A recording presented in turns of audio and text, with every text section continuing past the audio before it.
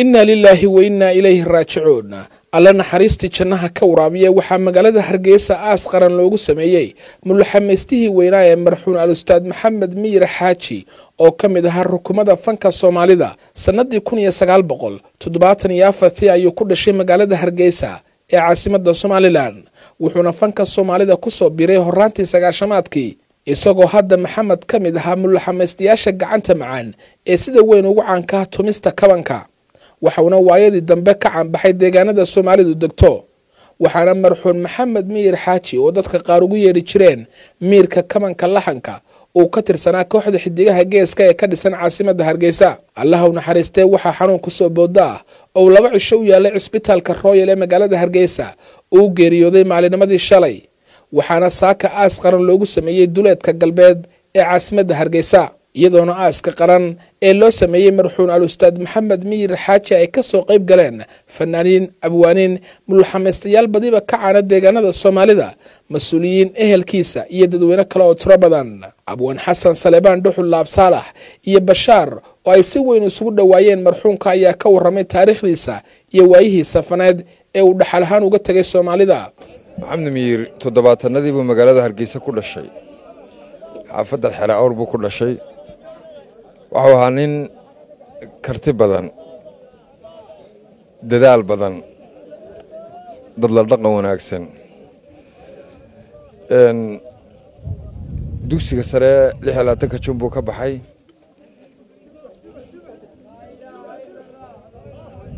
wuxuu ahaa nin iska fahmay maana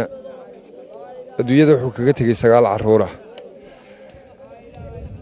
aaladii imika waqtigii ugu dambeysay uu ku jiray ama bahda fanku kamid ahaa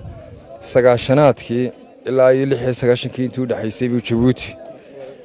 si rasmi ah ugu bilaabay kabanka waxaan xasuusanahay anagu waxaan isbaranay 2010kii waxaan isku baranay magaalada Hargeysa Maxamed wuxuu ahaa nin furfuran nin soo dhaweyn fiican nin hibooyinkiisa marka laga yimaado tan muusiga farsamooyin fara badan leh waxa uu ahaa mihnada fara badan leh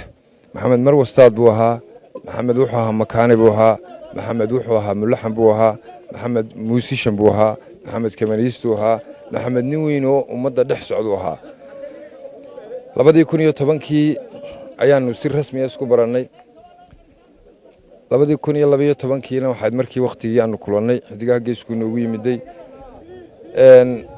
hadduu qofku dhuux leeyahay dhuuxii xidiguu ahaa tiir ka mida tiirasha waaweyn ee fanka ka baxay buu ahaa gaar ahaan waxaa ka tacsiyadeynaya bahda fanaaniinta ummadda Soomaaliyeed meel ay joogaan Maxamed wuxuu ahaa walaalkay ilaahay waxaan uga baryahay in ilaahay naxariista jannaha ka waraabiyo wuxuu ka baxay dhammaan fanaaniinta Soomaaliland iyo fanaaniinta Soomaaliyeed intaba wuxuu ahaa nin qaran wuxuu ahaa nin dadka isku ururiya wuxuu ahaa nin taalada oo shaqada uu qabanayo hadii jeer ku firfircoon oo qabta muddooyinkii dambe wuxuu ahaa nin runaantii xagga cibaadada aad ugu wanaagsan oo cibaadadiisana iska wata hawshiisana iska wata Maxamed ilaahay naxariista jannaha ka waraabiyo dad badan oo soo gacan qabtay baa jira taariikh buu ku leeyahay fankan dambe casriga Maxamed wax badan oo sameeyay oo taariikh oo dhaxal gala ayaa jiray fanaaniin abwaaniin iyo mas'uuliyiin kale oo aaska ka soo qayb galay ayaa marxuunka alla uga baryay inuu naxariistiisa janno ka waraabiyo halka qaarna ay suugaan baroordiiqa ku cabireen dareenkooda geerida Maxamed Miyir Xaaji inna lillahi wa inna ilayhi raaji'uun ilaahay ha u naxariisto Maxamed Miyir Xaaji nin wanaagsan buu ahaa nin dabeecad fiican buu ahaa ilaahay naxariis jannaha siiba lanahay ehelkii qaraabadii uu ka baxay iyo fankii uu ka baxay booskuu baneeyna ilaahay samiriye iimaanka ka siiba lanahay fanaaniinta oo dhan meel kasta joogan run ahaantii waa geeri naxdin leh waa geeri mutal qafle ah oo aan la filinaynin waqti kooban buu sakaraadiyay run ahaantii wax kaloo maanta halkan ka oran karayna ma jirto waxaan leenahay aan u ducayno ilaahay u naxariisto qof kasta oo yaqaanay ama qof kasta oo la kulma sidaan u dirayno ha u duceeyo ilaahayna ha u weydiiyo dambi dhaaf iyo inuu jannooyinkiisa ka waraabiyo horta marka hore waxaan leeyahay u naxariisto waxa walaal qaali oo naga baxay waxa garabkaygii midig oo naga baxay oo fankana tiir weyn nooga ha wallahi ma soo koobi karo saaxiibkay horta naf kastaba maalin bay dhimanaysaa marka maanta waxaan ku caawin karnaa dhammaan ummadda muslimiinta oo dhan inaynu u ducayno ilaahay u naxariisto inna lillahi wa inna ilayhi raaji'uun maxamed miir xaajiciga maaragtay waxaan leeyahay ilaahay ha u naxariisto hana ka dhigo maaragtay asxaabta uu kitaabkiisa midigta uga dhiibo insha Allah maxamed miirna walaalnahay buu ahaa nin aad u wanaagsan buu ahaa marka waynu ducaynaynaa inna lillahi wa inna ilayhi raaji'uun maanta waxaanu dul taaganahay xabaashi maxamed miir xaaji sidii caadadu inoo ahayd inaynu qofka markaynu aasno inoogu war dambayso maanta maaha sidaa uu sheegay gudoomiye Laab Saalax waxa weeye 9 caruur buu ifka kaga tagay dalku uu shaqayn jiray waxa maanta aynu dhageysanayno ee aan dawladda dhan qof qori inagala soo qayb galin ee uu dalka ninkaasi heeso u la xameeyo wadanaya ee dhiirigelina ninkaas wuxuu ahaa nin qaran nin dalka dhan ka dhintay ubadkiisina dalka dhan bay sugayaan maalin banin baa ayaa soconaya maanta maalintiisii bay ahayd aniga habeen hore aan wada hadlaynay isagoo caafimaad qaba ayaan ila soo hadlay oo waxyaalo badan iiga sheekeeyay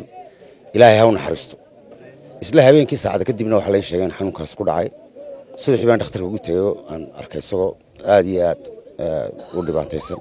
runtii ilaahay samiri iimaan ka siiyo dhammaanba ummadda Somaliland ma astaynin ogobay baryahan ulashadeedii ma adeegsan asalkay lahayd asali maanseede afka waxaan ka haystoon ishiya uurka kala maago xalay ooda soo jabi naxwaha udubdhigiisiiye iga gunud ujeeddadan bartaan ogta kaga qaaday afartaa abbaartale araar unugyadeedii dhe afar kale afyaal iga tacsiya ila xidhkiisii dhe ifka aynu joogniya dhulkiya uunka guradiisa aadamaha ku nool iyo khalqiga mawla ku arsaaqay qof kastaba ayaanbaa runtii iilka loo qodiye amintii habiil iyo halkiya aadan iyo xaawa ajal bururtay iyo meydbay intaa iilka dhigayeene awdantiyo xabaalaha intii geesi lagu aasay odhaah kuma dhammayn kara haddaan soo akhriyi laaye in geeridu xaq weyn tahay anoo aan inkirahaynin oo ogsoon rasuulkii inuu eebba u wafaadshay sala allahu calayhi wasallam ortu qayla dhaamihii hore igaga sii weyne ii hidayda baxaysaa meel fog bay ka leedahay mar haddii maxamed miir ciidda lagu aasay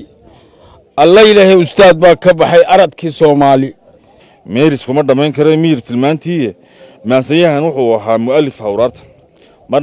marna miirka kaman ku ahaa laxan macaaniinta afartaa waxa la isku maree maadhadiisii dheh sawri miir la yaqaaniye muunadiisii dheh waxaan leeyahay ilaahay waxaan uga barayaa jannatul firdawsa kullu nafs daqiiqatul mawt wa ilayna turja'un kulli wala wada dhimanaya ilaahay waxaan uga barayaa jannatul firdawsa samriye iimaan baan leeyahay ilaahay naga wada siiyo dhammaan fanaaniinta shacabka familkiisii ilaahay u naxariisto marxuumka ilaahay qabriga ha waasiciyo ilaahay cadaabul qabriga ilaahay ha ka ilaaliyo waxaan leeyahay dhammaan inta daawanaysa afka Soomaaliya ka tirsan Soomaaliya oo dhan ilaahay samiriye iimaan hay naga siiyo maxamed ubadkiisana ilaahay khayr ha ugu bedelo oo ilaahay samiriye iimaan ka siiyo ehelka iyo asxaabta dhamaanba ilaahay waxaan leenahay su'aasha xaqiga ilaahay su'aasha xaqiga ku sin ilaahay ku sug ilaahay waxaan uga barinaa wax kala ma qaban karnee waxaan tacsi aad iyo aad u ballaaran oo tiraanyada u dirayaa dhammaan qaranka Somaliland guud ahaan dhammaan dadka afka Soomaaliga ku hadla Allah u naxariistay marxuum maxamed miir xaaji ayaa lagu xasuusan doonaa heesaha sida weyn u caanbaxay ee wadaniyada u badan kuwaas oo guubaba shacab ah oo kooxda xidigaha geesku soo saareen isla markaasina uu lahaa laxankooda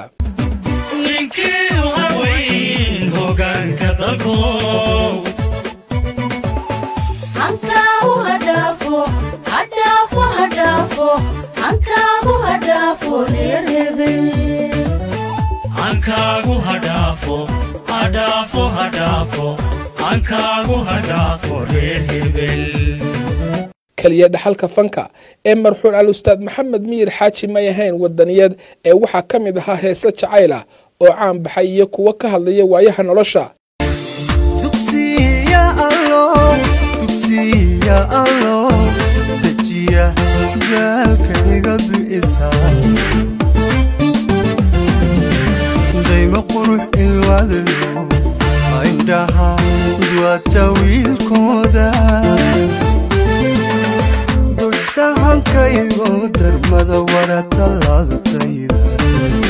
marxuumku waxa uu ka mid ahaa ragga hadda sida weyn fanka Soomaalidu u tabi doono.